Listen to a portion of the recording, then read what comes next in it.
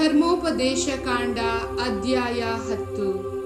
ಆ ಕಾಲದಲ್ಲಿ ಸರ್ವೇಶ್ವರ ನನಗೆ, ನೀನು ಮೊದಲಿನ ಕಲ್ಲಿನ ಹಲಗೆಗಳಂತೆ ಬೇರೆ 2 ಹಲಗೆಗಳನ್ನು ಸಿದ್ಧಪಡಿಸಿಕೊಂಡು ಬೆಟ್ಟವನ್ನು ಹತ್ತಿ ನನ್ನ ಬಳಿಗೆ ಬಾ, ಮತ್ತು ಒಂದು ಮರದ ಮಂಜೂಷವನ್ನು ಮಾಡಿಸಿಕೊಳ್ಳಬೇಕು. ನೀನು ಒಡೆದು ಬಿಟ್ಟ ಆ ಮೊದಲಿನ ಹಲಗೆಗಳಲ್ಲಿ ಬರೆದಿದ್ದ ಮಾತುಗಳನ್ನು ನಾನು ಈ ಹಲಗೆಗಳ ಮೇಲೆ ಬರೆಯುವೆನು. ತರುವಾಯ ನೀನು ಅವುಗಳನ್ನು ಆ ಮಂಜೂಷದಲ್ಲಿಡಬೇಕು ಎಂದು ಆಜ್ಞಾಪಿಸಿದರು. ಆದ ಕಾರಣ ನಾನು ಜಾಲಿ ಮರದಿಂದ ಮಂಜೂಷವನ್ನು ಮಾಡಿಸಿ ಮೊದಲಿನ ಕಲ್ಲಿನ ಹಲಗೆಗಳಂತೆ ಬೇರೆ 2 ಹಲಗೆಗಳನ್ನು ಸಿದ್ಧಪಡಿಸಿ ಆ 2 ಹಲಗೆಗಳನ್ನು ಕೈಯಲ್ಲಿ ಹಿಡಿದುಕೊಂಡು ಬೆಟ್ಟವನ್ನು ಹತ್ತಿದೆ. ಸರ್ವೇಶ್ವರ ಬೆಟ್ಟದ ಮೇಲೆ ಅಗ್ನಿ ಜ್ವಾಲೆಯೊಳಗಿಂದ ನೀವು ಸಭೆ ಕೂಡಿದ ಆ ದಿನದಲ್ಲಿ ನಿಮಗೆ ಹೇಳಿದ ಮಾತುಗಳನ್ನು, ಅಂದರೆ ಆ 10 ಆಜ್ಞೆಗಳನ್ನು ಅವರು ಮೊದಲಿನಂತೆಯೇ ಆ ಹಲಗೆಗಳ ಮೇಲೆ ಬರೆದರು. ಸರ್ವೇಶ್ವರ ಹಲಗೆಗಳನ್ನು ನನ್ನ ವಶಕ್ಕೆ ಕೊಟ್ಟ ನಂತರ ನಾನು ಬೆಟ್ಟದಿಂದ ಇಳಿದು ಬಂದೆ.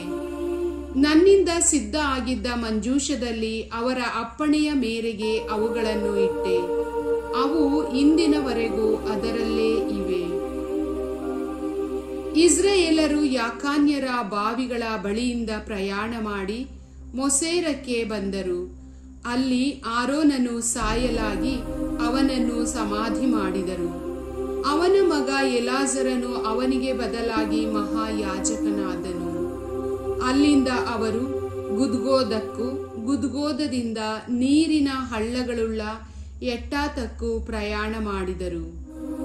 ಆ ಕಾಲದಲ್ಲಿ ಸರ್ವೇಶ್ವರ ಲೇವಿ ಕುಲದವರನ್ನು ಪ್ರತ್ಯೇಕಿಸಿ ತಮ್ಮ ಒಡಂಬಡಿಕೆಯ ಮಂಜೂಷವನ್ನು ಹೊರುವುದಕ್ಕೂ ತಮ್ಮ ಸನ್ನಿಧಿಯಲ್ಲಿ ಸೇವೆ ಮಾಡುವುದಕ್ಕೂ ಹಾಗೂ ತಮ್ಮ ಹೆಸರಿನಲ್ಲಿ ಜನರನ್ನು ಆಶೀರ್ವದಿಸುವುದಕ್ಕೂ ಅವರನ್ನು ನೇಮಿಸಿದರು. ಅವರು ಇಂದಿನವರೆಗೂ ಆ ಕೆಲಸವನ್ನು ನಡೆಸುತ್ತಾರೆ. ಆದುದರಿಂದ ಮಿಕ್ಕ ಇಸ್ರಾಯೇಲರಿಗೆ ದೊರಕಿದಂತೆ ಲೇವಿಯರಿಗೆ ಸ್ವಂತವಾದ ಭೂಸ್ವಾಸ್ಥ್ಯ ದೊರಕಲಿಲ್ಲ. ನಿಮ್ಮ ದೇವರಾದ ಸರ್ವೇಶ್ವರ ಅವರಿಗೆ ಹೇಳಿದಂತೆ ಸರ್ವೇಶ್ವರ ಸ್ವಾಮಿಯೇ ಅವರ ಸ್ವತ್ತು. ನಾನು ಮುಂಚಿನಂತೆ ಹಗಲಿರುಳು 40 ದಿನವೂ ಬೆಟ್ಟದ ಮೇಲೆ ಇದ್ದೆ. ಸರ್ವೇಶ್ವರ ಆ ಕಾಲದಲ್ಲೂ ನನ್ನ ಪ್ರಾರ್ಥನೆಯನ್ನು ಕೇಳಿ ನಿಮ್ಮನ್ನು ನಾಶ ಮಾಡಬೇಕೆಂಬ ಆಲೋಚನೆಯನ್ನು ಬಿಟ್ಟುಬಿಟ್ಟರು. ತರುವಾಯ ಸರ್ವೇಶ್ವರ ನನಗೆ, ನೀನು ಈ ಜನರ ಮುಂದುಗಡೆ ಹೊರಡು. ನಾನು ಇವರ ಪಿತೃಗಳಿಗೆ ಪ್ರಮಾಣ ಮಾಡಿಕೊಟ್ಟ ನಾಡನ್ನು ಇವರು ಸೇರಿ ಸ್ವಾಧೀನ ಮಾಡಿಕೊಳ್ಳಲಿ ಎಂದು ಆಜ್ಞಾಪಿಸಿದರು. ಆದುದರಿಂದ ಇಸ್ರಾಯೇಲರೇ, ನೀವು ನಿಮ್ಮ ದೇವರಾದ ಸರ್ವೇಶ್ವರನಲ್ಲಿ ಭಯಭಕ್ತಿ ಉಳ್ಳವರಾಗಿರಬೇಕು. ಎಲ್ಲ ವಿಷಯಗಳಲ್ಲೂ ಅವರು ಹೇಳಿದ ಮಾರ್ಗದಲ್ಲೇ ನಡೆಯಬೇಕು. ಅವರನ್ನು ಪ್ರೀತಿಸುತ್ತಾ ಎಲ್ಲ ವಿಷಯಗಳಲ್ಲೂ ಅವರು ಹೇಳಿದ ಮಾರ್ಗದಲ್ಲೇ ನಡೆಯಬೇಕು. ಅವರನ್ನು ಪ್ರೀತಿಸುತ್ತಾ ಸಂಪೂರ್ಣವಾದ ಹೃದಯದಿಂದಲೂ ಮನಸ್ಸಿನಿಂದಲೂ ಸೇವೆ ಮಾಡಬೇಕು. ನಾನು ನಿಮ್ಮ ಒಳಿತಿಗಾಗಿ ಈಗ ಬೋಧಿಸುವ ಅವರ ಆಜ್ಞಾವಿಧಿಗಳನ್ನು ಅನುಸರಿಸುತ್ತಾ ಬರಬೇಕು. ಇಷ್ಟನ್ನೇ ಹೊರತು ನಿಮ್ಮ ದೇವರಾದ ಸರ್ವೇಶ್ವರ ನಿಮ್ಮಿಂದ ಬೇರೇನನ್ನು ಕೇಳಿಕೊಳ್ಳುವುದಿಲ್ಲ. ಇಗೋ ಕೇಳಿ, ಉನ್ನತೋನ್ನತವಾದ ಆಕಾಶಮಂಡಲವು, ಭೂಮಿಯು ಹಾಗೂ ಅದರಲ್ಲಿರುವ ಎಲ್ಲವೂ ನಿಮ್ಮ ದೇವರಾದ ಸರ್ವೇಶ್ವರ ಸ್ವಾಮಿಯವೇ. ಆದರೂ ಅವರು ನಿಮ್ಮ ಪಿತೃಗಳಲ್ಲಿ ಇಷ್ಟವುಳ್ಳವರಾಗಿ ಅವರನ್ನು ಪ್ರೀತಿಸಿದರು. ಈಗ ನಿಮ್ಮ ಅನುಭವಕ್ಕೆ ಬಂದಿರುವಂತೆ ಅವರ ತರುವಾಯ ಅವರ ಸಂತತಿಯವರಾದ ನಿಮ್ಮನ್ನೇ ಎಲ್ಲ ಜನಾಂಗಗಳಿಂದ ಆರಿಸಿಕೊಂಡರು. ಆದುದರಿಂದ ಅವರ ಆಜ್ಞೆಗೆ ಮಣಿಯದ ನಿಮ್ಮ ದುಷ್ಟ ಸ್ವಭಾವವನ್ನು ಬಿಟ್ಟು ನಿಮ್ಮ ಹೃದಯದಲ್ಲೇ ಸುನ್ನತಿ ಮಾಡಿಕೊಳ್ಳಿ. ನಿಮ್ಮ ದೇವರಾದ ಸರ್ವೇಶ್ವರ ದೇವಾದಿ ದೇವರು, ಸರ್ವೇಶ್ವರಾದಿ ಸರ್ವೇಶ್ವರ. ಅವರು ಪರಮ ದೇವರು, ಪರಾಕ್ರಮಿಯೂ ಭಯಂಕರರೂ ಆಗಿದ್ದಾರೆ.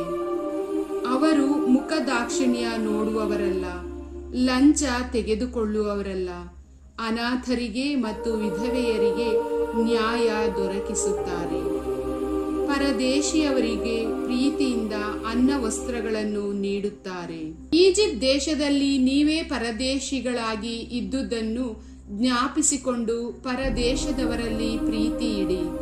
ನಿಮ್ಮ ದೇವರಾದ ಸರ್ವೇಶ್ವರನಲ್ಲಿ ಭಯಭಕ್ತಿ ಉಳ್ಳವರಾಗಿ ಅವರಿಗೆ ಸೇವೆ ಸಲ್ಲಿಸಿ. ಅವರನ್ನು ಹೊಂದಿಕೊಂಡು ಅವರ ಹೆಸರಿನ ಮೇಲೆಯೇ ಪ್ರಮಾಣ ಮಾಡಬೇಕು. ಅವರೊಬ್ಬರೇ ನಿಮ್ಮ ಸ್ತುತಿಸ್ತೋತ್ರಕ್ಕೆ ಪಾತ್ರರು. ಅವರು ನಿಮ್ಮ ದೇವರು. ನೀವು ನೋಡಿದ ಆ ಮಹಾಭಯಂಕರವಾದ ಮಹತ್ ಕಾರ್ಯಗಳನ್ನು ನಿಮ್ಮ ಪರವಾಗಿ ನಡೆಸಿದವರು ಅವರೇ. ನಿಮ್ಮ ಪಿತೃಗಳು 70 ಮಂದಿ ಮಾತ್ರ ಈಜಿಪ್ಟ್ ದೇಶಕ್ಕೆ ಹೋದರು. ಈಗಲಾದರೂ ನಿಮ್ಮ ದೇವರಾದ ಸರ್ವೇಶ್ವರ ನಿಮ್ಮನ್ನು ಆಕಾಶದ ನಕ್ಷತ್ರಗಳಷ್ಟು ಅಸಂಖ್ಯರಾಗುವಂತೆ ಮಾಡಿದ್ದಾರೆ. ಪ್ರಭುವಿನ ವಾಕ್ಯ.